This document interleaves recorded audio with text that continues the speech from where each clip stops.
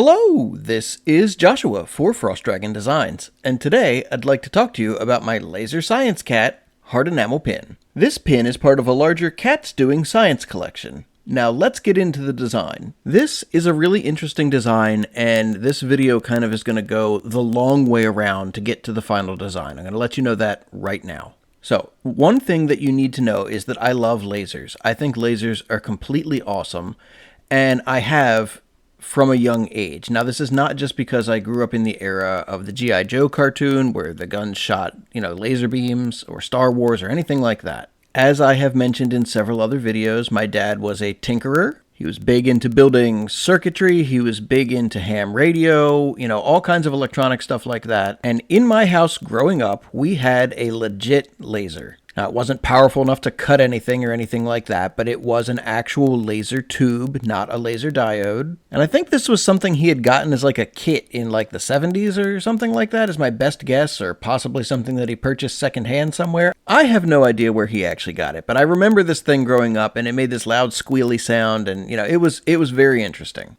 So there you go. I love lasers, and this is part of why. So then when I started to think about that I wanted to do a laser cat pin, I was like, oh, this is going to be cool. I'm going to make it technically accurate. Let's do something really cool like laser cooling. Yes, when most people think of lasers, they think of how they can get hot and they can cut things or melt things.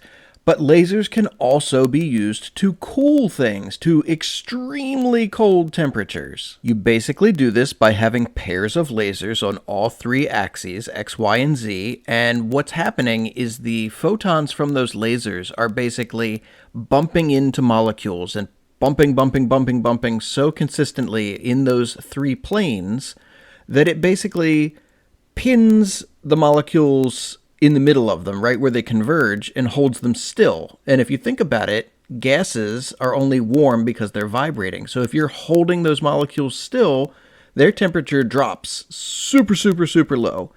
And then they start, they can cool their surrounding environment as well through sympathetic cooling effects. So this very complicated concept of laser cooling is somehow what I thought I wanted to represent in a laser science cat pin. So what's the problem with that? Well, I don't really know what this machinery looks like. Neither do you. Well, some of you might, but most of you don't either. And therein lies the problem that I somehow did not recognize early on in this design process.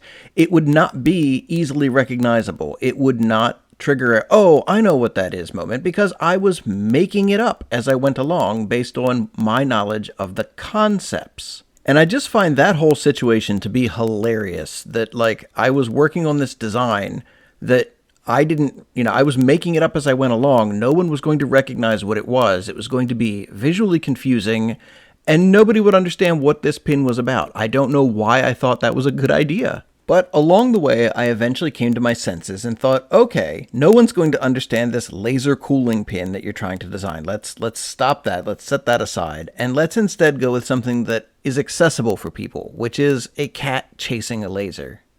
Right? Yes, cats chasing lasers. And I thought this was a great idea, and I was like, okay, we're going to have a scientist kitty who is chasing a laser. And at first I was like, well, maybe it's like some sort of a machinery, like he's chasing, a laser being shot by lab equipment.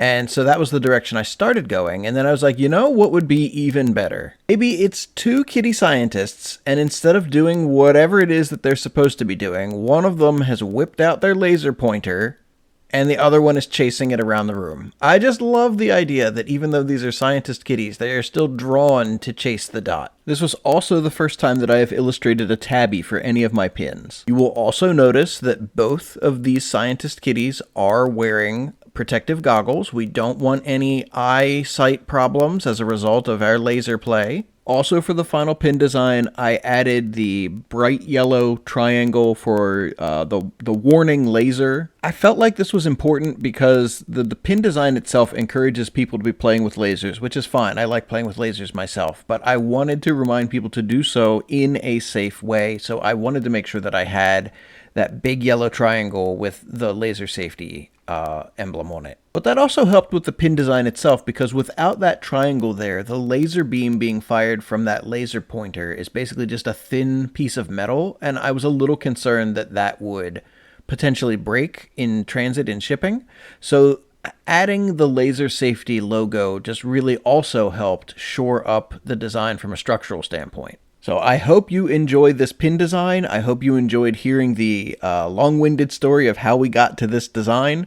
And if you did, please go ahead, like, and subscribe. I release new videos every week, and I would love to have you along for the next one. Thank you so much, and have a great rest of your day.